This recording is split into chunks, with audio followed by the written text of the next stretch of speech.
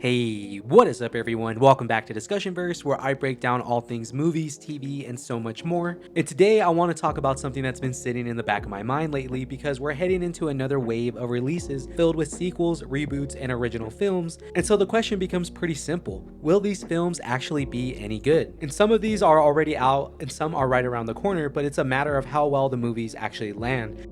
Now, before I fully dive into this is your friendly reminder to smash that like button and subscribe to the channel, as I am on the road to 1,000 subscribers. With that out of the way, let's get right into it. So the movies that I want to focus on are Scream 7, Undertone, Mortal Kombat 2, and the upcoming reboot of Masters of the Universe. And first, let's start off with Scream 7, as this one is probably the clearest example of a franchise reaching an interesting crossroad, as the film arrived carrying a lot of baggage before audiences even sat down in theaters, and when the reviews finally landed, the reception was pretty mixed. It's not disastrous by any means, but it's definitely very lukewarm compared to where the franchise had been with its recent comeback in Scream 4, 5, and 6. And despite really good box office success, story-wise and critically, this entry came up very short. Scream used to feel sharp and self-aware in a way that pushed horror forward. It smartly commented on the genre while also reinventing it at the same time. And now this same formula feels comfortable, familiar, and almost too safe. The movie still delivers what fans expect, with high tension, legacy connections, and a mystery element, but it no longer feels like it's leading horror conversations the way earlier entries did. And despite that, fans still showed up, and this tells me two things. The first being that the brand itself is strong enough to survive creative stagnation, at least for a little bit. It also raises a much bigger second question about how long audiences can stay satisfied with familiarity before they start demanding evolution once again.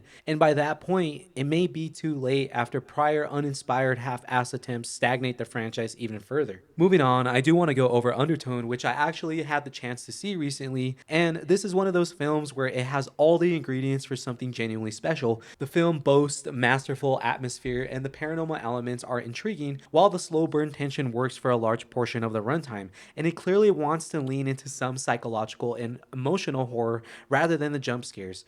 But somewhere along the way, the movie struggles to find its footing, especially once it approaches the ending and third act. It feels like it builds layers of dread without fully committing to what those layers are supposed to mean. And that's frustrating because you can see the potential the entire time of the film. It's not a failure of ideas, it's a failure of resolution. The film knows the tone it wants, but it never quite locks in the narrative payoff to match it. And sometimes that's more disappointing than a bad horror movie, because you walk away thinking about what it could have been instead of what it actually delivered. In light of that, I would say it's still worth the watch in order for you guys to develop your own opinion on the story that unfolds in the movie. Going into something a little more blockbuster focused, we have Mortal Kombat 2 right around the corner. I'm not overtly excited to see the film, but I will still make sure to catch it in theaters just for the love of the game itself and the franchise. The 2021 Mortal Kombat film had moments that worked really well, especially with the fights, the brutality, and the visual commitment to the games, while the sequel looks like it's trying to course correct by leaning harder into fan favorite characters and expanding the scale of the tournament itself. That alone gives it a stronger foundation, but I'm still cautiously optimistic. And a big saving grace is that we are also being blessed by Carl Urban leading the film as Johnny Cage, and with other characters returning from the 2021 film, plus new characters are expected. Now, it's more of a question of how well the story told is going to be executed. If the filmmakers learn from what didn't quite land the first time around, this could actually end up being one of those rare video game adaptations that improves significantly in its second outing.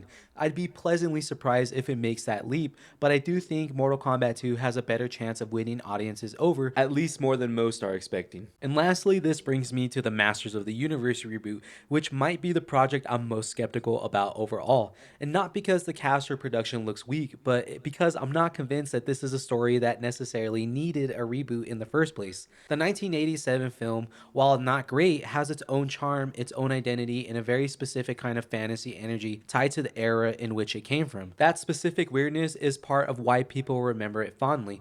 And it's pretty evident that the studio misunderstands what weird means, as well as being creatively strange with the film, as that doesn't just come from casting someone weird like Jared Leto as the villain and hoping that energy somehow carries into the film, especially when a public image like that already comes with, well, let's just say some very unusual fan experiences that people can easily look up themselves. And when studios revisit properties like this, the challenge isn't just updating visuals or modernizing storytelling. The challenge is figuring out why the story deserves to exist again, but here and now. And with Masters of the Universe, I'm not sure the answer is creative inspiration as much as it is brand expansion. And not every nostalgic property naturally translates into a modern blockbuster framework. And more often than not, trying to force this transition actually strips away the uniqueness that made the original appealing in the first place. And to be honest, I'm not expecting much from the Masters of the Universe reboot, but only time can tell. And it's pretty interesting how we have long-running franchises trying to maintain relevance and smaller horror films struggling to stick the landing despite having such strong ideas. We also are seeing sequels attempting redemption arcs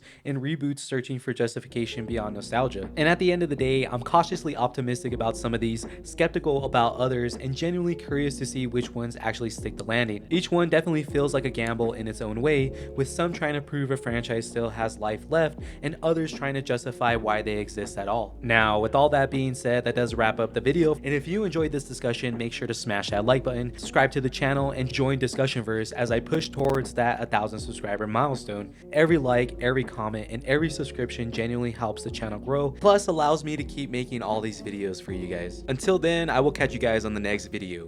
Peace.